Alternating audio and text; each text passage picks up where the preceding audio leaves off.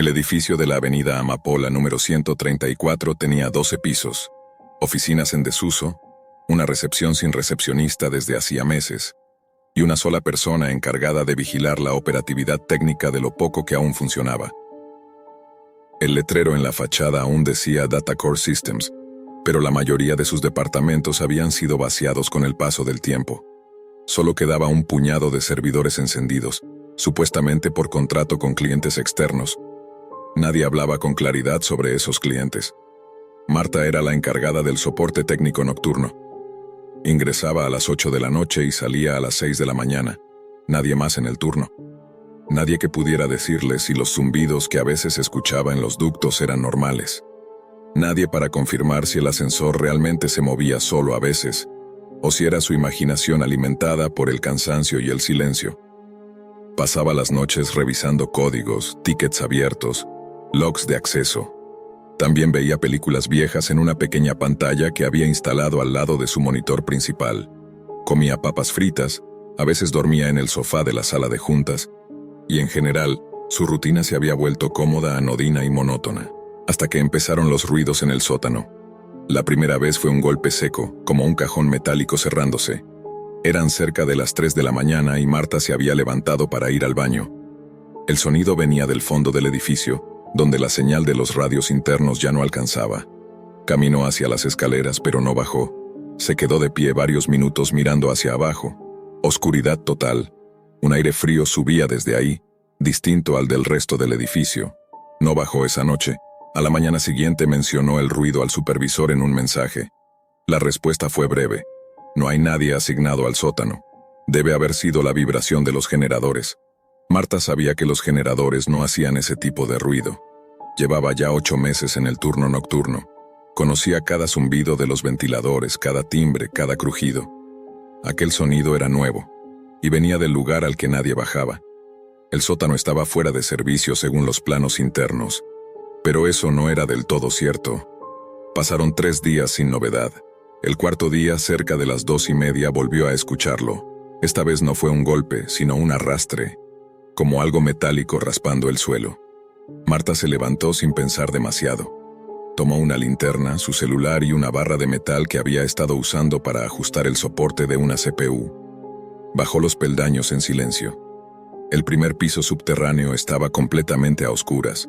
El sótano tenía un acceso lateral que comunicaba con un viejo montacargas. La puerta estaba sellada con cinta roja. Más allá, una reja. Y tras la reja, una zona delimitada por gabinetes de servidores que, según la base de datos, no debían estar encendidos. Pero estaban. Docenas de luces verdes parpadeaban en secuencia.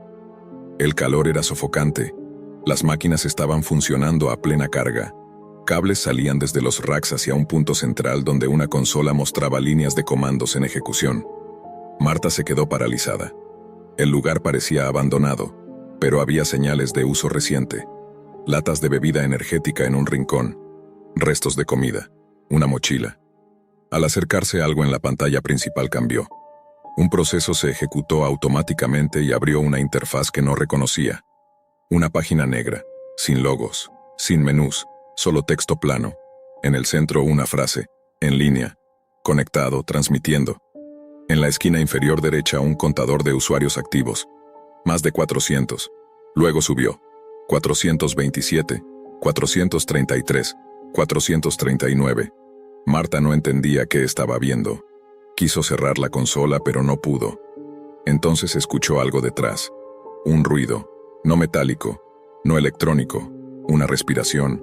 Se giró y alumbró con la linterna. Nadie. Pero la sensación no se iba. Revisó la mochila y encontró documentos sin nombre. Billetes en dólares, guantes quirúrgicos y un pendrive. Tomó todo y subió corriendo. Cerró la puerta tras de sí y colocó la barra metálica como traba. Subió hasta su oficina, encendió su computador personal y conectó el pendrive. Solo había un archivo, un video. No tenía título. Duraba poco más de 5 minutos. Lo reprodujo. Una habitación mal iluminada. Una persona atada. Alguien entra en cuadro con una máscara. Se acerca lentamente. Marta detuvo el video antes de que avanzara. Su estómago dio un vuelco. El rostro de la persona atada. Era conocido. No podía recordarlo del todo. pero juraría que lo había visto antes. En las noticias, desaparecida. Cerró todo, quitó el pendrive, lo arrojó a la papelera, vomitó en el baño, pasó el resto de la noche sin dormir. Cada sombra parecía moverse, cada crujido era un aviso. No habló con nadie al salir, no reportó lo visto. Guardó el video en un archivo oculto. A las pocas horas recibió una llamada, número desconocido. Respondió. Silencio. Luego una voz distorsionada. Sabemos lo que viste, no te metas. Colgó. Apagó el teléfono. Bloqueó todas sus redes sociales. Pero la noche siguiente volvió al trabajo. No podía dejarlo. Necesitaba el dinero. Y quería entender. Los siguientes días el ambiente cambió. Las cámaras de seguridad comenzaron a fallar. Archivos desaparecían. Su computador se reiniciaba solo. A las 3 en punto, siempre el mismo zumbido en la red. Algo o alguien accedía a los servidores sin que ella pudiera rastrear la IP. El viernes por la madrugada Marta escuchó de nuevo pasos en el sótano. No lo dudó. Tomó su linterna, grabadora, teléfono con cámara. Bajó. Esta vez, la reja estaba abierta. Entró en silencio, avanzó entre los racks. El calor era mayor, la consola parpadeaba. Y había alguien. Un hombre encapuchado manipulaba el sistema, ingresaba comandos, borraba logs, intercambiaba archivos. Marta encendió su cámara y grabó. El hombre giró. Su rostro estaba cubierto, en sus manos un martillo. La vio. Dio un paso hacia ella. Corrió. Él la siguió. Subió las escaleras, tropezó, cayó, se golpeó la rodilla, siguió arrastrándose. Logró cerrar la puerta del primer piso, puso llave. El martillo golpeó la madera. 1, 2 veces. Luego silencio. Se encerró en la sala de juntas. Llamó a emergencias. Nadie contestó. A las 6 de la mañana, cuando llegó el guardia del turno diurno, ella ya no estaba. Solo quedaba la grabación, escondida en una carpeta en el escritorio.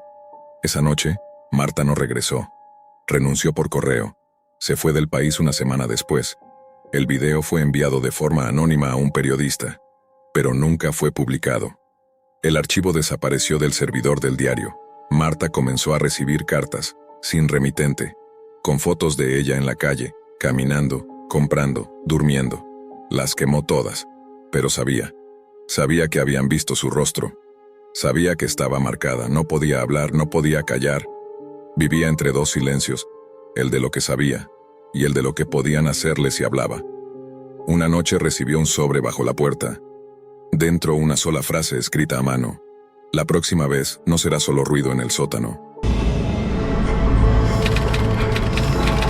Desde hacía semanas Clara tenía la sensación de estar siendo observada. Trabajaba como camarera en un restaurante de jornada partida, y su rutina se había vuelto mecánica. La ciudad no dormía nunca, pero sus pasos sí se repetían con una precisión casi cruel. Entraba a las 3, salía a las 11. Caminaba hasta la estación, tomaba el metro, bajaba 2 paradas después, y caminaba otros 8 minutos hasta llegar a su edificio. Nada variaba, hasta que una noche lo vio. Un hombre parado bajo un farol fundido, inmóvil, vestido con un abrigo largo y gafas oscuras. Eran las 11:20 de la noche. No había ninguna razón para que llevara esas gafas en medio de la penumbra. No hizo nada, solo lo miró. Clara apresuró el paso echando un vistazo hacia atrás. Cuando dobló la esquina corrió hasta su edificio, subió las escaleras de 2 en 2 y cerró la puerta tras de sí. No quiso pensar, solo se duchó, cerró bien las ventanas, echó el cerrojo y se metió en la cama. La noche siguiente volvió a verlo. Mismo lugar, mismo gesto inmóvil, mismo silencio. Pero esta vez no fue casual. Clara se detuvo apenas un segundo, lo suficiente para que él inclinara apenas la cabeza hacia un lado, como si quisiera decirle algo sin hablar. Corrió otra vez. Al día siguiente, llegó antes al trabajo. Le pidió al encargado salir por la puerta trasera. Mintió sobre problemas con una expareja. No quería sonar paranoica.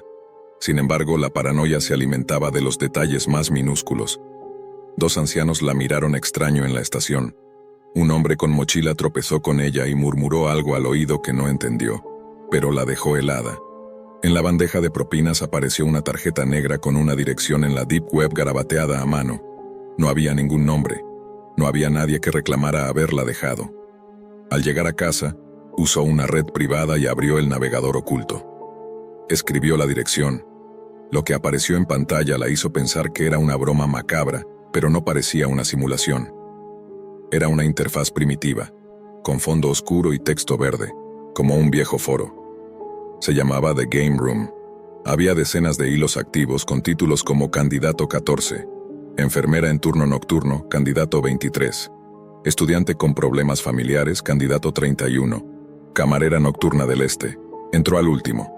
Había fotos de ella, no selfies, fotos capturadas desde lejos, algunas desde el interior del restaurante, otras desde afuera de su departamento, y una sola, desde la rendija de su puerta. Clara sintió como el estómago se le apretaba. Había comentarios, usuarios con nombres en clave, votaban, especulaban, se reían, apostaban con criptomonedas. Unos querían observar, otros sugerían fechas, pero todos parecían tener el control. Ella era solo un nombre en una lista, una pieza que no podía moverse. Cerró todo de inmediato.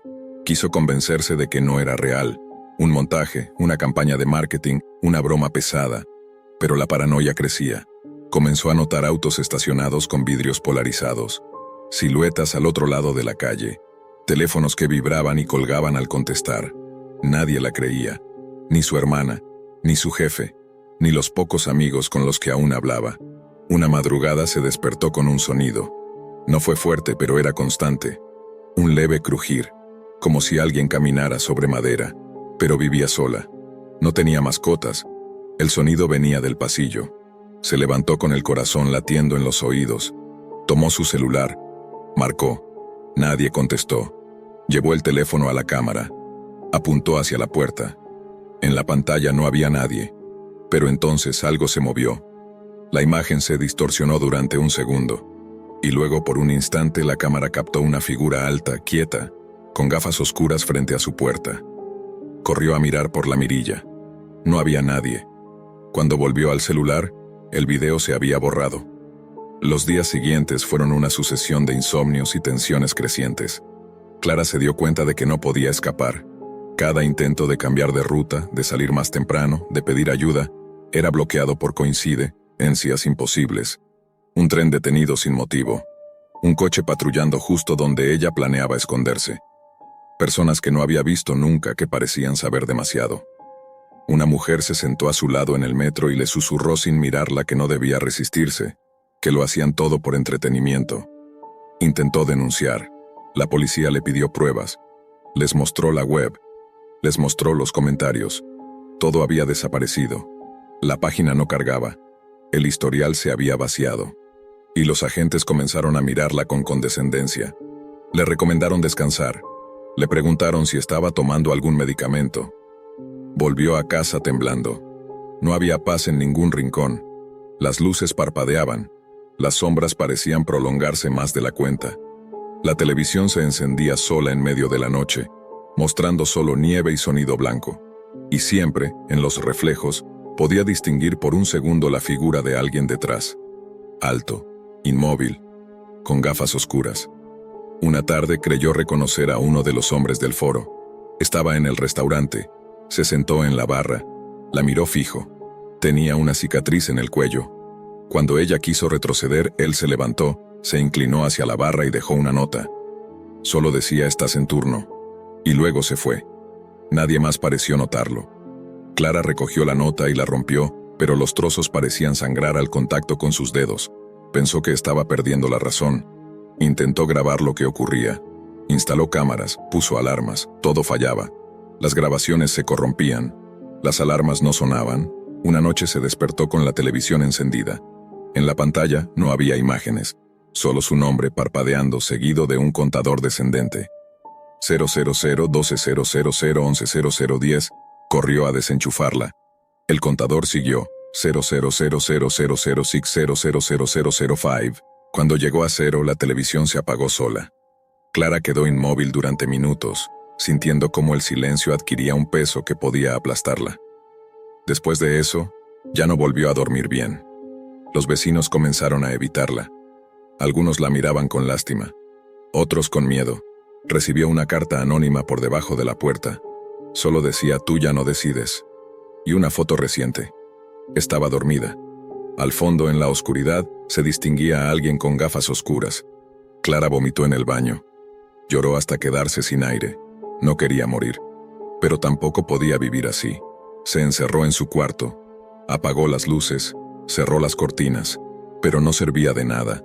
Él siempre estaba, en la ventana, en los pasillos, en las grietas del espejo, nunca se movía, nunca hablaba, solo observaba, y cada vez que lo veía sentía que perdía algo de sí misma, como si una parte de su memoria se evaporara, como si su identidad comenzara a resquebrajarse.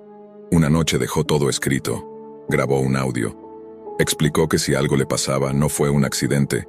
Dijo los nombres de los foros, describió los rostros, habló de las apuestas, lo envió a su hermana, a un periodista, a la policía, a contactos que no hablaba hace años. Luego se armó de valor, abrió la puerta de su departamento y gritó al vacío del pasillo que sabía quién era él. Nadie respondió. Volvió a entrar. A las 3:17 de la madrugada alguien llamó a la puerta. 3 golpes. Pausados. Firmes. No se atrevió a mirar, no contestó, solo se quedó quieta. La manija se movió, lentamente, no sonó la cerradura, pero la puerta se abrió igual. Él estaba allí, dentro, gafas oscuras, piel grisácea, rictus neutro. Detrás de él más figuras, ojos vacíos, gente que alguna vez la había mirado en el restaurante, otros que la habían cruzado en la calle, la mujer del metro, el hombre de la cicatriz, todos detrás, silenciosos. Y entonces Clara entendió. No estaban jugando. Ella ya había sido elegida. Su imagen ya no le pertenecía. Su rostro, su cuerpo, su nombre, su historia, ya eran propiedad de otros, de esos que no se mostraban, que solo votaban desde la oscuridad, que elegían sin mirar. No importaba cuántas veces hubiera tratado de escapar, porque lo habían hecho bien. Habían fracturado su realidad, su confianza, su mente. La habían preparado. Era parte del juego, era parte del espectáculo. Él extendió la mano. Clara no gritó. No hubo sangre. No hubo testigos. Solo una pantalla que mostraba el marcador final. Candidata 31. Partida completada. Balance 3.2 bitcoins. Satisfacción del usuario 97%. Nueva víctima seleccionada, en progreso. Los turnos de noche eran la forma más sencilla de desaparecer un poco del mundo. Nadie hacía demasiadas preguntas, nadie esperaba demasiado. Bastaba con estar ahí, contestar la radio, coordinar los recorridos y aguantar el silencio mientras la ciudad se hundía en sus propios ruidos. Leonel trabajaba como despachador en una vieja compañía de taxis que llevaba más de 20 años operando desde un local sin ventanas, en una esquina olvidada del barrio industrial. Las paredes estaban cubiertas de papeles de turnos, mapas antiguos, fotos rotas de conductores retirados o muertos, y un calendario detenido en un agosto que no coincidía con el presente. Las noches eran largas, monótonas, y el teléfono sonaba solo cuando alguien salía de un bar a punto de vomitar, o cuando alguna abuela olvidaba que ya no quedaban taxis a esa hora. Esa noche, sin embargo, algo distinto sucedió a las 3:18. Leonel lo miró entrar. No escuchó el chirrido de la puerta, ni el clic del seguro girando, ni el ruido de los pasos en el piso plastificado. Simplemente levantó la mirada y ahí estaba. Un hombre de unos 40 años, tembloroso, pálido, con las manos manchadas de sangre seca. No parecía herido. No cojeaba ni se sujetaba el abdomen ni gemía de dolor. Solo repetía una frase con voz débil. No maté a nadie. Una y otra vez. No maté a nadie. Leonel se puso de pie y sintió el impulso natural de ayudar, de preguntar, de acercarse. Pero algo en los ojos del hombre le dijo que era mejor no tocarlo. Eran ojos secos, sin brillo, como si ya no estuviera allí dentro. Lo dejó hablar solo durante casi un minuto, antes de atreverse a romper el silencio. ¿Necesita un taxi?, preguntó la voz quebrada. El hombre lo miró con lentitud. Asintió con un solo movimiento, como si su cuello estuviera rígido. Luego sacó del bolsillo interior del saco una hoja arrugada con una dirección escrita a mano, sin remitente, sin número de teléfono, solo una calle y un número. Leonel digitó la dirección en el sistema. Le extrañó que no apareciera entre las rutas habituales, pero forzó una validación manual. El mapa GPS la reconoció en las afueras de la ciudad, en un pequeño camino rural apenas trazado. La pantalla mostró un punto rojo entre campos abandonados. No era un destino común. Pidió por radio al conductor más cercano. Arturo, el taxi 22, estaba a 15 minutos del lugar. Confirmó el viaje sin hacer preguntas, como solía hacer a esa hora. Leonel acompañó al hombre hasta la entrada. El pasajero no hablaba más. Su boca temblaba como si repitiera las palabras por dentro. Miraba al suelo. Cuando llegó el taxi, subió al asiento trasero sin girar la cabeza. Todo habría terminado ahí si no fuera por el error de Leonel. Por el impulso o por la curiosidad. Abrió otra ventana en su monitor. Un archivo que le había compartido un amigo meses antes. Un archivo que nunca debió abrir. Una base de datos filtrada. Una lista de coordenadas vinculadas a transmisiones de la Deep Web. No era oficial, no era verificada. Se compartía en foros privados entre programadores, entre los que creían haber encontrado una forma de jugar a ser vigilantes desde la oscuridad. Ingresó la dirección. Un patrón rojo parpadeó. El punto coincidía con una ubicación marcada bajo el código CTF-019. Leonel no sabía qué significaban los códigos, pero recordaba lo que su amigo le había dicho. Las letras indicaban zonas de transmisión. Las transmisiones eran en vivo. Se trataba de encargos, ejecuciones por pago, apuestas, juegos, la sangre en las manos del hombre. La frase repetida: no maté a nadie. Volvió a tomar la radio. Arturo no contestó. Intentó 2 veces más. Silencio. Abrió la pantalla de monitoreo. La señal GPS del taxi 22 seguía activa. El vehículo avanzaba por la ruta hacia el punto. Una línea gris serpenteaba por una carretera que se estrechaba cada vez más. El último tramo parecía cortarse antes de llegar al destino. Leonel marcó el número del conductor. 1 vez. 2. En la tercera llamada alguien contestó, pero no era Arturo. La respiración al otro lado era entrecortada. Luego un crujido, como si arrastraran el teléfono por cemento. Y después la voz: ya no hace falta que sigas mirando. Colgó. Leonel se quedó paralizado. Buscó en internet algún reporte policial de la zona. Nada. Intentó revisar el historial de transmisiones, pero el archivo estaba dañado. Intentó reiniciar el sistema. Una notificación emergió en la pantalla. Sesión vigilada. No entendió qué significaba. El icono del ratón se movió solo. Una ventana emergente apareció. ¿Quieres ver lo que él ve? Leonel retrocedió. La cámara de la oficina estaba encendida, pero él no la había activado. ¿Quieres ver lo que él ve? La pantalla cambió sin su orden. Mostraba una habitación oscura iluminada por una sola bombilla colgante. En el centro, Arturo estaba atado a una silla, el rostro cubierto por una tela negra. Detrás de él, el hombre ensangrentado caminaba en círculos. No maté a nadie, repetía, pero ahora lo decía como un rezo. Una voz sin rostro le daba instrucciones. Es tu turno. Leonel cerró la tapa del monitor con fuerza. Quiso salir, pero la puerta estaba trabada. No cerrada con llave. Simplemente no se abría. Revisó el teléfono fijo. No tenía línea. Marcó desde su celular. El número de emergencias no daba señal. Volvió al monitor. La pantalla estaba negra, pero una nueva línea de texto aparecía lentamente. ¿Lo viste? Leonel retrocedió. Sabes demasiado. Un sonido proveniente del pasillo, pasos. La puerta crujió, esta vez desde afuera. Se abrió con lentitud. El hombre ensangrentado estaba allí de nuevo, esta vez sin sangre. Su ropa estaba seca, limpia. Pensé que no vendrías, dijo. Leonel no supo qué decir. Él no me creyó. Tú sí. ¿Por qué estás aquí?, murmuró Leonel. Porque ahora te toca a ti. Detrás del hombre una segunda figura. Un rostro pixelado por una máscara blanca. Sostenía una cámara pequeña, de esas que se adhieren al pecho. Leonel quiso correr, pero no podía moverse. La cámara comenzó a grabar. En la pantalla del monitor una cuenta regresiva inició. 3 horas 59 minutos 58 minutos. El tiempo se agotaba. Leonel cayó de rodillas. No quería morir, pero entendía que no era solo eso.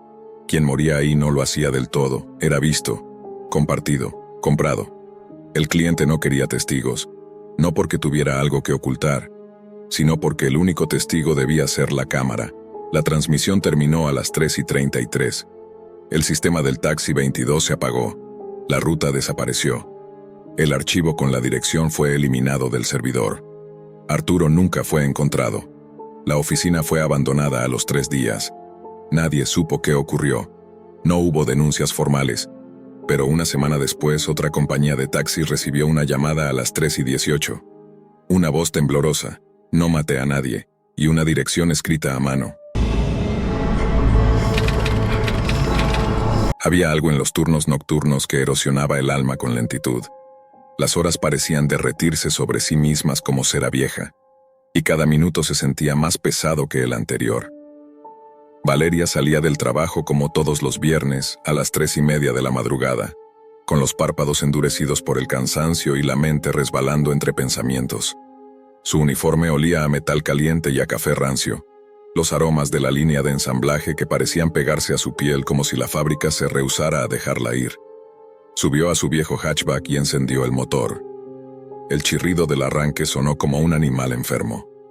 Solo le quedaba un cuarto de tanque. Suspiró. El trayecto a casa era de más de 30 kilómetros por carretera desierta. Un tramo que cruzaba polígonos industriales y terrenos baldíos donde las luces del alumbrado público no siempre funcionaban. La estación de servicio más cercana era una de esas que parecían sacadas de una película de horror barata. Solo un par de bombas, un pequeño minimercado cerrado por rejas y una luz de neón parpadeante que lanzaba destellos enfermizos sobre el asfalto agrietado. Cuando llegó, no había nadie más. El silencio se tragaba todo. Ni siquiera los grillos se atrevían a cantar en ese rincón de la madrugada. Bajó con desgano, deslizó su tarjeta en la máquina de la bomba y comenzó a llenar el tanque. Fue entonces que notó la figura. Una mujer de pie junto al poste metálico de los precios temblaba como si estuviera desnuda bajo la lluvia, aunque la noche era tibia. Llevaba ropa desordenada, un suéter manchado y falda raída. No parecía indigente, más bien como alguien que había huido de algo, con el cabello alborotado y los ojos tan abiertos que parecía que se iban a salir de su cara. Valeria intentó ignorarla, pero la mujer dio un paso hacia ella. «Perdón», dijo en voz baja, casi tragándose sus propias palabras. «¿Puedes ayudarme?» Valeria sintió el escalofrío correrle por la columna. Se giró con cautela. «Estoy bien, gracias», murmuró sin mirarla directamente. La mujer se acercó un poco más. «Por favor», suplicó, «me están siguiendo. Intentaron meterme a un coche. No tiene placas. Está aquí cerca». Valeria tragó saliva. El miedo tenía una forma muy concreta cuando se sentía en el pecho, como un puño cerrado apretando desde adentro. «¿Te dejaron escapar?», preguntó. «Sí», dijo la mujer. «Me resistí. Corrí hasta aquí. No tengo a dónde ir. No sé dónde estoy».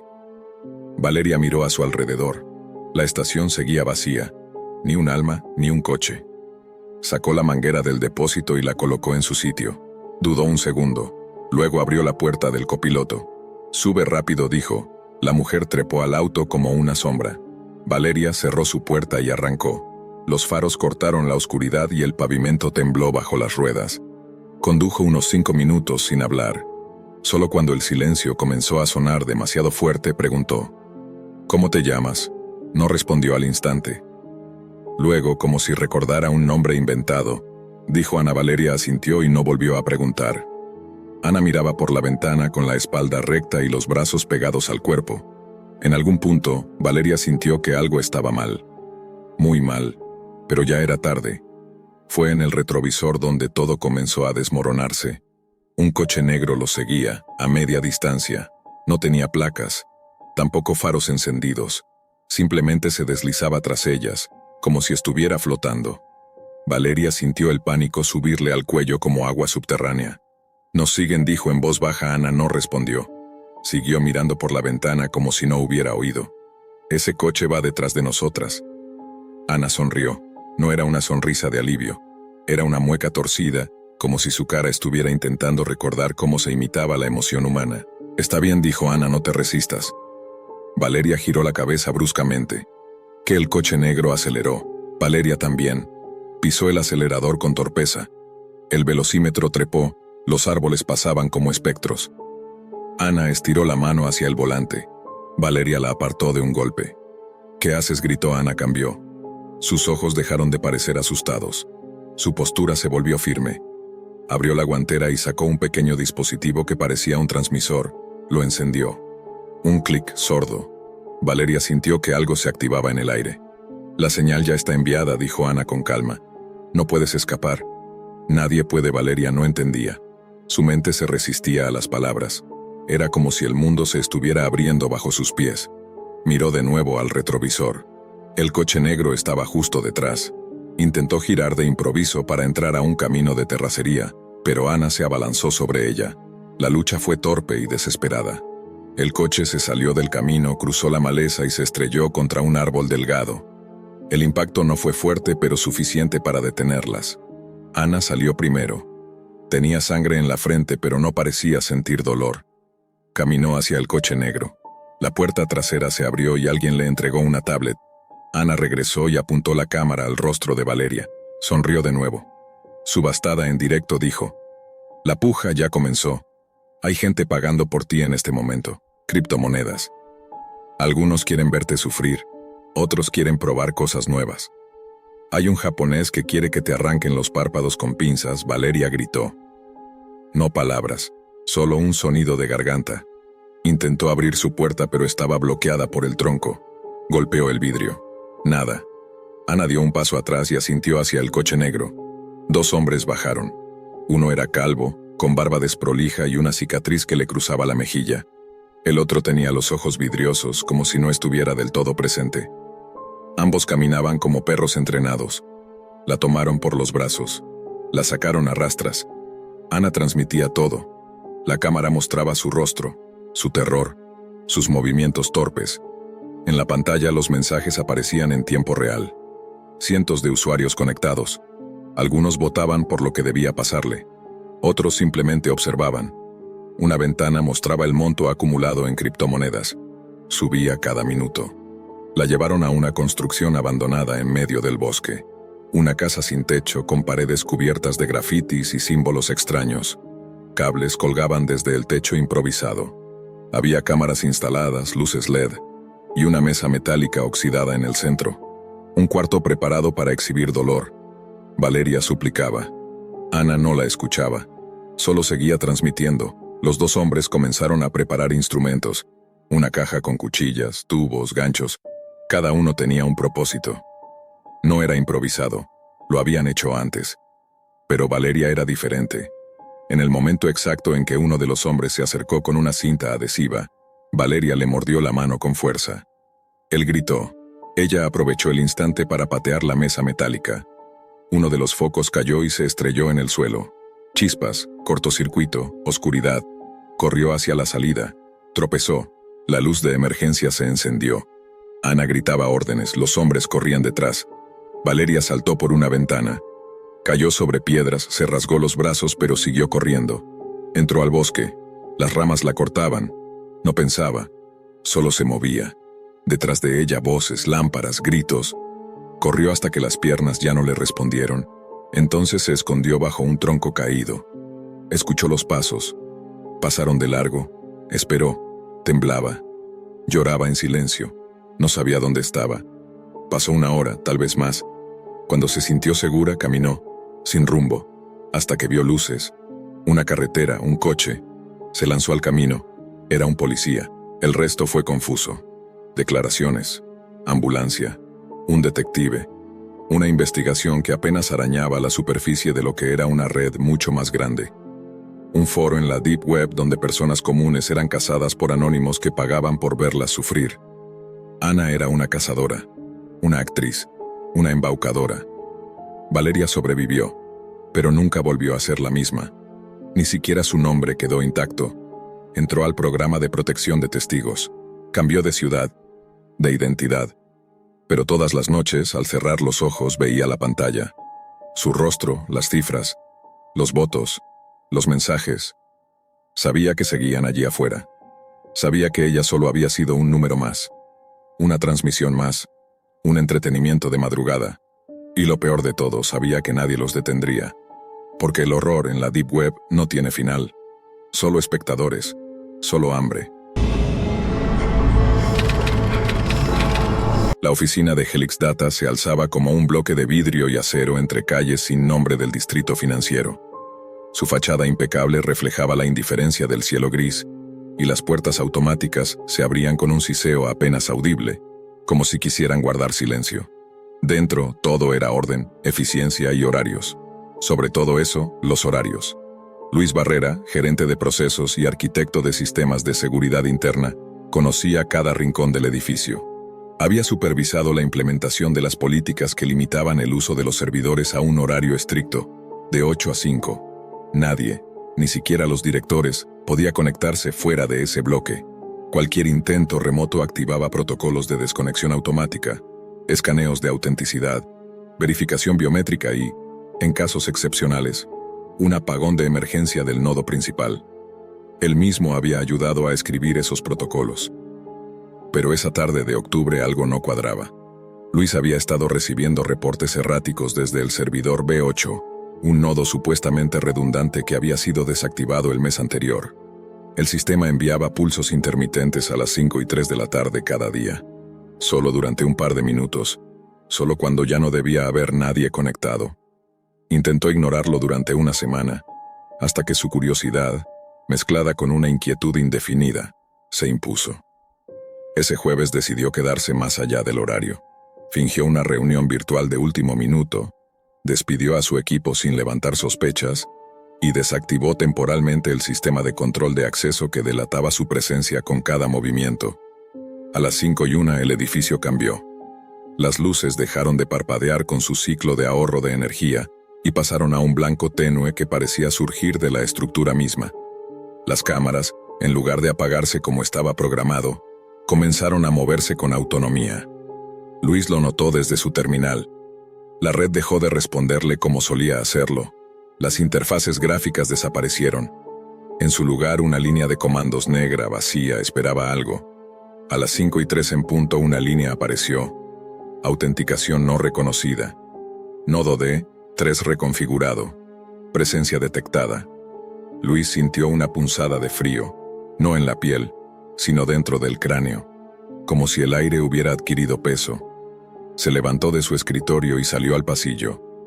El edificio estaba en silencio absoluto, no el silencio normal, sino uno denso, casi líquido. Su reflejo en los cristales no se movía como él. Tardaba una fracción de segundo en responder y en esa pausa mínima había algo antinatural. Llegó a la sala de servidores, piso subterráneo 1. Tuvo que forzar la entrada con su código maestro. Las puertas, antes automatizadas, no respondieron de inmediato. El lector biométrico se activó por sí solo sin que lo tocara. Dentro, una serie de luces rojas iluminaban filas interminables de racks, pero no estaban vacíos como creía. Cada rack contenía discos duros etiquetados con códigos numéricos sin ningún patrón reconocible. Algunos marcados con fechas, otros con palabras. Deep Clust 17, Echo Mirror, Retina Drain. Y uno, al final del pasillo, etiquetado con su nombre. Luis Barrera Clone 6. Sintió como la sangre se retiraba de sus extremidades. Se acercó con pasos que no le parecían propios. El gabinete estaba cerrado con una cerradura física. No recordaba haber autorizado hardware de ese tipo. Al lado, un monitor viejo se encendió solo. Apareció un rostro en la pantalla. El suyo, pero no era una imagen estática. El rostro lo miraba, parpadeaba, sonreía. Luis intentó apagar la pantalla, pero no tenía botones. Retrocedió y tropezó con un cable. El monitor mostró otra línea de texto. Instancia activa, reemplazo en curso. Corrió. El pasillo no parecía terminar nunca. Las luces parpadearon 1 o 2 veces. En el reflejo del cristal que separaba los servidores, vio una figura detrás de él. Su misma ropa, su mismo rostro. Pero no caminaba, flotaba, apenas rozando el suelo, con los brazos colgando a los costados como marionetas sin tensión. Llegó al ascensor y presionó el botón sin pensar. Pero el ascensor ya estaba ahí. Se abrió lentamente. Dentro estaba él. Otra vez. El clon no hablaba. Solo lo miraba con una expresión de reconocimiento como si supiera exactamente lo que Luis estaba sintiendo. Luis retrocedió. Corrió escaleras arriba. A cada piso algo cambiaba. Las oficinas ya no eran las mismas. La distribución del mobiliario había mutado. Había escritorios donde antes no. Puertas donde antes había ventanas. La planta completa había sido reconfigurada, o eso quería hacerle creer. Al llegar al tercer piso, vio a su clon nuevamente saliendo de una sala de juntas. Otro apareció al fondo del pasillo, idénticos, pero sus movimientos eran asincrónicos. Uno caminaba con un leve tic en la cabeza, como si repitiera un pensamiento perturbador. Otro parecía deslizar los pies, dejando marcas que no desaparecían. Luis se encerró en una oficina vacía y bloqueó la puerta. Encendió su móvil, pero no tenía señal. La red estaba atrapada dentro del edificio. Entonces escuchó pasos afuera. No uno, varios. Se movían en círculo. Murmuraban palabras sueltas. Su nombre. Luis Barrera, autenticación, presencia. Después de las 5, después de las 5, después de las 5. La puerta comenzó a vibrar. No la golpeaban, pero se ondulaba como si estuviera hecha de líquido. Luis retrocedió hasta el rincón más oscuro. En la pantalla de un monitor apagado, su reflejo volvió a aparecer. Pero esta vez, no había uno solo. Había docenas, todos él, todos mirándolo fijamente. La puerta se abrió sin ruido. Nadie entró. Pero la sala dejó de tener gravedad. Luis sintió que flotaba, o que el edificio descendía a través de una dimensión que no tenía nombre. El espacio colapsó en sí mismo. Todo giró en silencio. Despertó en su escritorio. El reloj marcaba las 4:56 de la tarde. La oficina estaba en calma. Sus compañeros seguían allí. La reunión virtual no había comenzado. Todo parecía normal, pero cuando intentó levantarse no pudo. Su cuerpo respondió con retraso, como si no fuera suyo. Al mirar sus manos, notó pequeñas imperfecciones en la textura.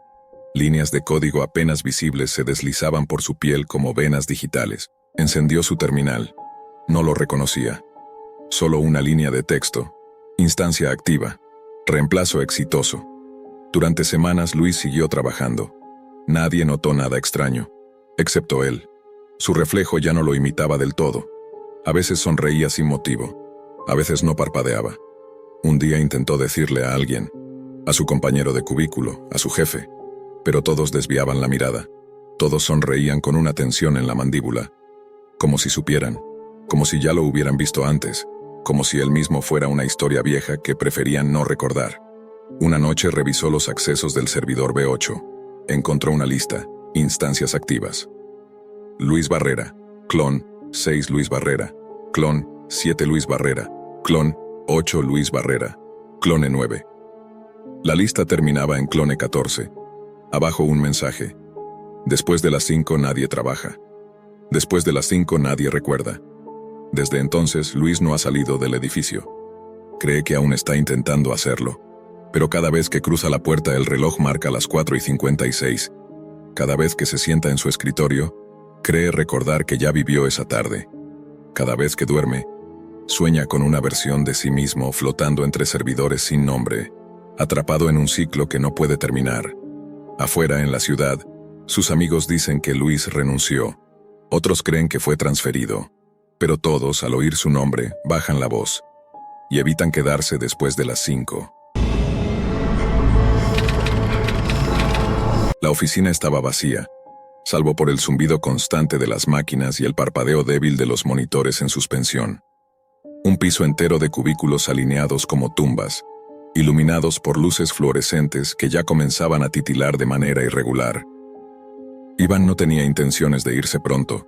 Era viernes, poco después de las 11, y el resto del equipo de desarrollo ya había abandonado el edificio.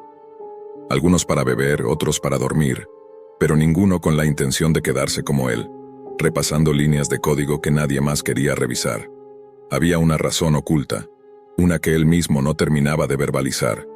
Desde hacía semanas, sentía una incomodidad difusa al llegar al trabajo, como si lo observaran, como si alguien desde algún punto ciego supiera cada movimiento suyo dentro del edificio. Lo había atribuido a la paranoia propia del exceso de trabajo, pero esa noche algo distinto se agitaba en el aire. El servidor de pruebas, uno que no debía estar activo, mostraba actividad inusual. Lo notó cuando fue a cerrar sus sesiones abiertas y vio que había una carpeta de video en la ruta compartida, generando tráfico de subida. Abrió la consola y rastreó la IP destino. No pertenecía a nada corporativo. Era externa. Más aún, apuntaba a una red encriptada con múltiples saltos, una VPN que ocultaba su origen.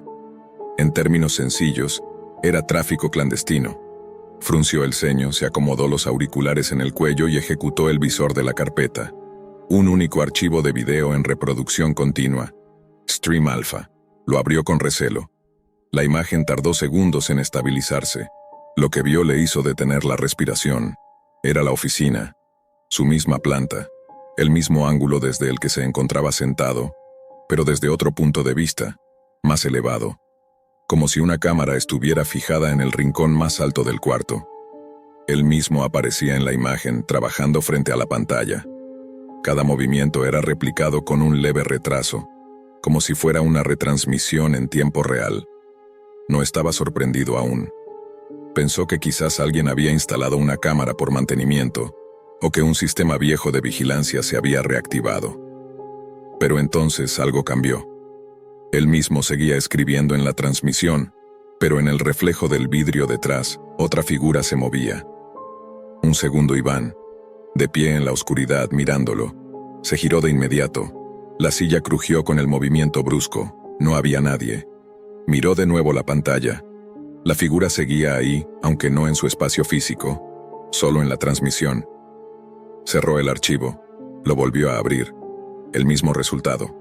Era una transmisión activa, no un video grabado. Y en ella, una copia de sí mismo lo observaba desde las sombras del fondo de la oficina. Intentó acceder a los logs del servidor para determinar quién lo había activado. Las credenciales administrativas no funcionaron, ni siquiera su acceso de supervisor.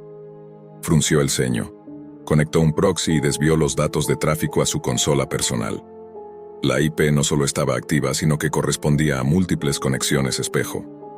Había otras transmisiones con etiquetas similares: Stream Beta, Stream Delta, Stream Sigma, todas con nombres de letras griegas, todas con el mismo formato. Abrió una de ellas por impulso. Era otra oficina, otro entorno, otro hombre, pero idéntico a él. Mismo rostro, mismo cuerpo, tez ligeramente más pálida, cabello más largo. Ese Iván estaba sentado en un cubículo también trabajando, solo que sus movimientos eran erráticos. Escribía frenéticamente, y luego se detenía durante minutos enteros sin mover un solo músculo, con los ojos abiertos como platos.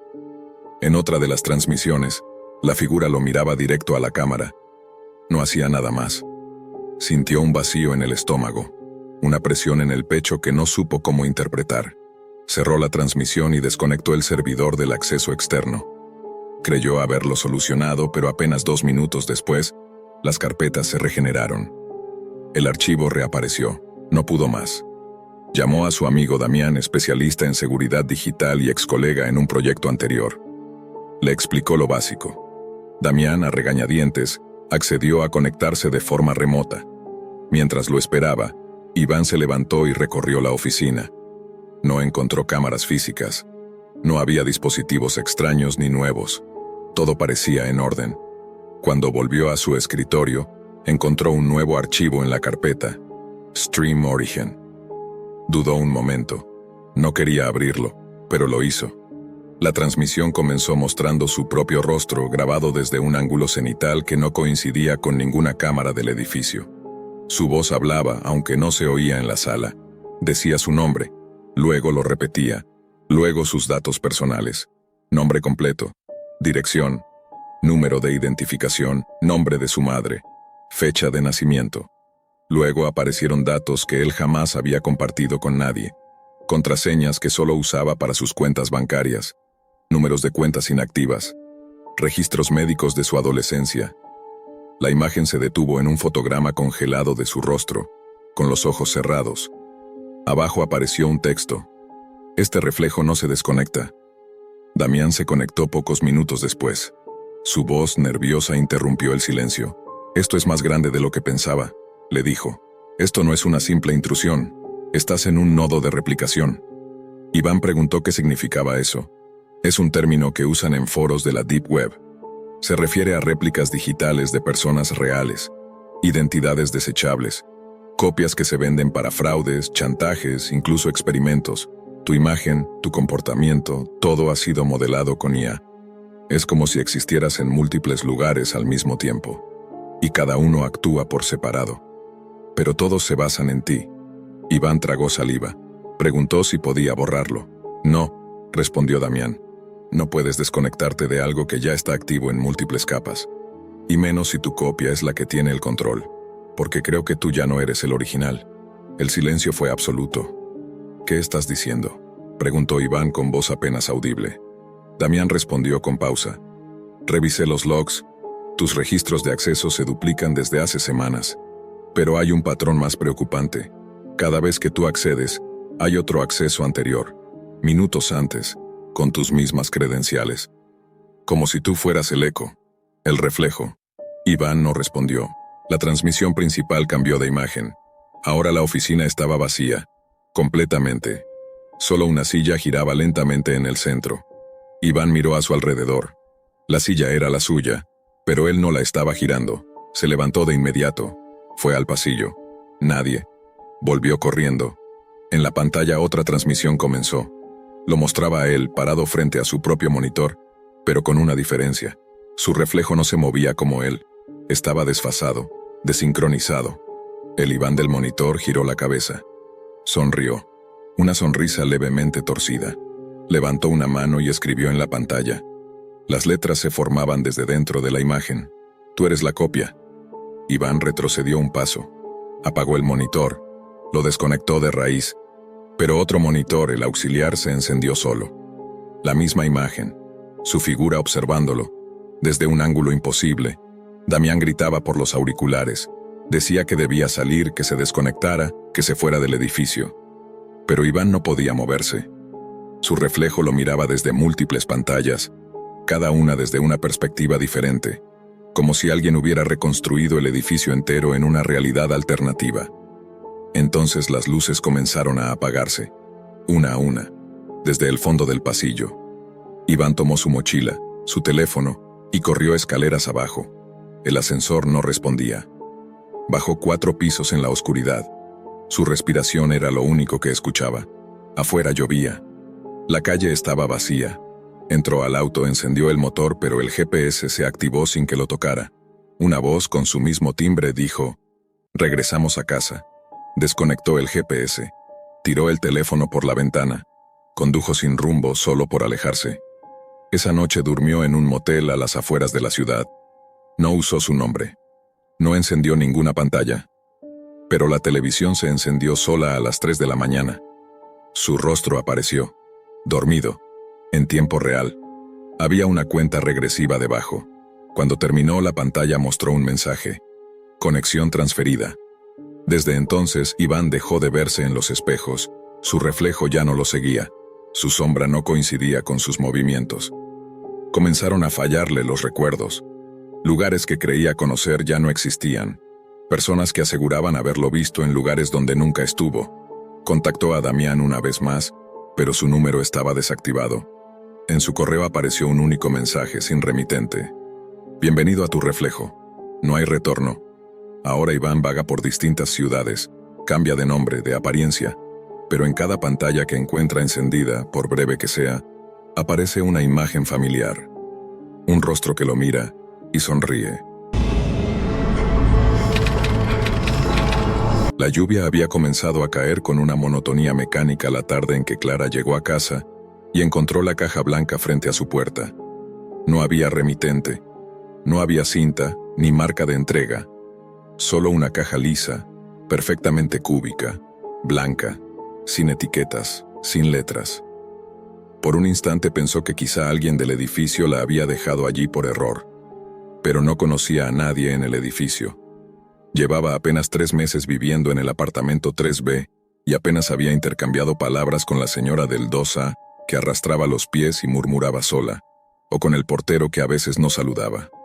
Clara miró a ambos lados del pasillo, vacíos y silentes como siempre, y empujó la caja con la punta del pie. Era más pesada de lo que parecía. La arrastró dentro sin levantarla. Cerró la puerta.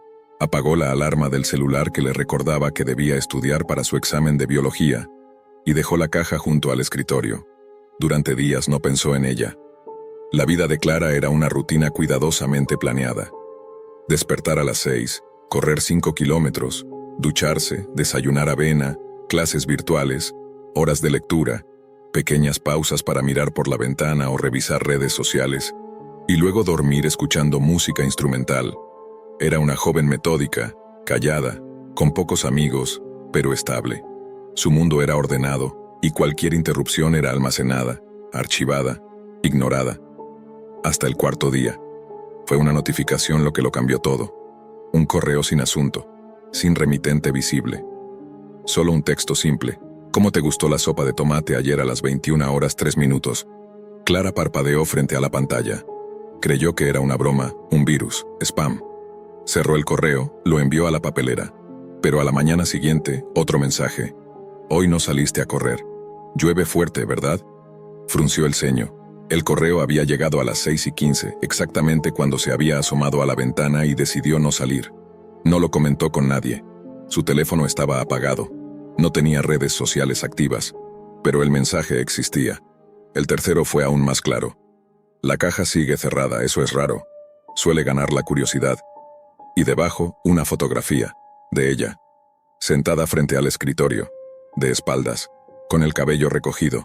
Exactamente la noche anterior. Clara no sabía si gritar, si correr, si llamar a la policía. Pero no lo hizo. Se quedó quieta. El miedo era una capa espesa, envolvente, un peso en el pecho. Fue hacia la caja y la observó. Seguía igual. Impecable. Silenciosa. Intacta. Esa noche durmió con todas las luces encendidas. El pasillo, la cocina, el baño. Cada habitación iluminada como si eso pudiera protegerla. Pero al despertar el apartamento estaba a oscuras. Y junto a la cafetera había una nota escrita a mano. Dormiste profundamente. No parpadeaste durante 4 minutos y 12 segundos. Estamos impresionados. El papel era blanco. La letra delgada, sin firma. Clara retrocedió. El terror ya no era solo emocional. Era físico. Le dolía el estómago, sentía náuseas. Fue hasta la caja, tomó un cuchillo y la abrió. El interior era simple. Un compartimento de espuma gris. Y al centro, un dispositivo USB negro sin marcas. A su lado un papel. Si ves esto, ya estás en el juego. Por un instante pensó en quemarlo, lanzarlo por la ventana, tirarlo al inodoro. Pero algo más fuerte que el miedo la llevó a insertarlo en su laptop. La pantalla se apagó. Luego una interfaz oscura apareció. Fondo negro, letras verdes, conexión establecida. Bienvenida al canal 3B. Y luego la transmisión comenzó. Primero una imagen borrosa de su salón, luego otra desde su baño, otra desde la cocina, otra desde el pasillo. Cada ángulo estaba cubierto, estaba siendo observada, desde dentro, desde lugares que no comprendía.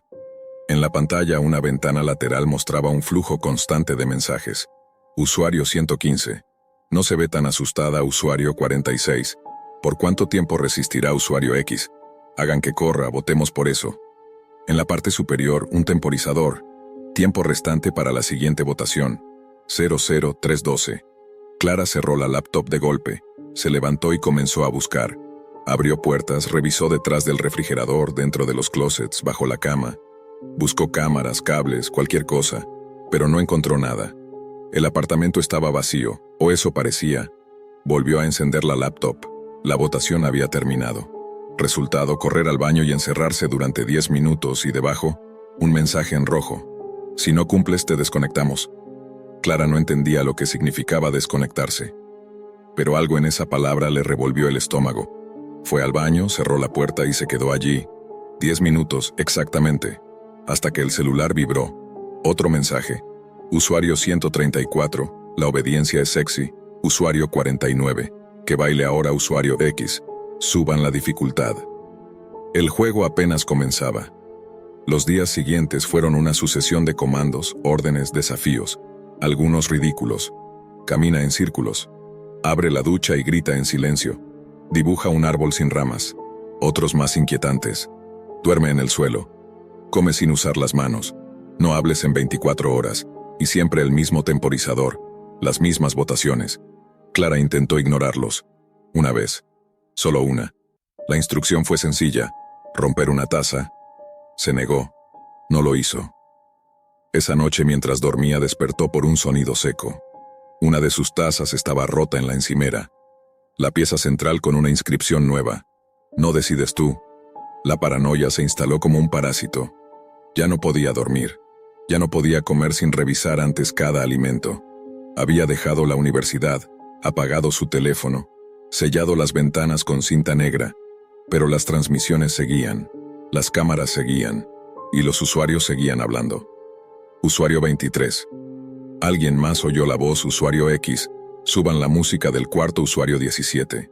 Y si invitamos a otro jugador, Clara se preguntaba quiénes eran, cuántos la veían, cuántos votaban, qué ganaban. Intentó seguir la pista del USB, revisó el código. Todo estaba encriptado, todo tenía capas sobre capas, pero encontró un acceso oculto. Una carpeta sin nombre, dentro cientos de videos, no de ella, de otras personas, otras habitaciones, otros apartamentos, gente que también recibió cajas, y en algunos videos el final, gente que simplemente desaparecía de cuadro. Algunos gritaban, otros se quedaban en silencio.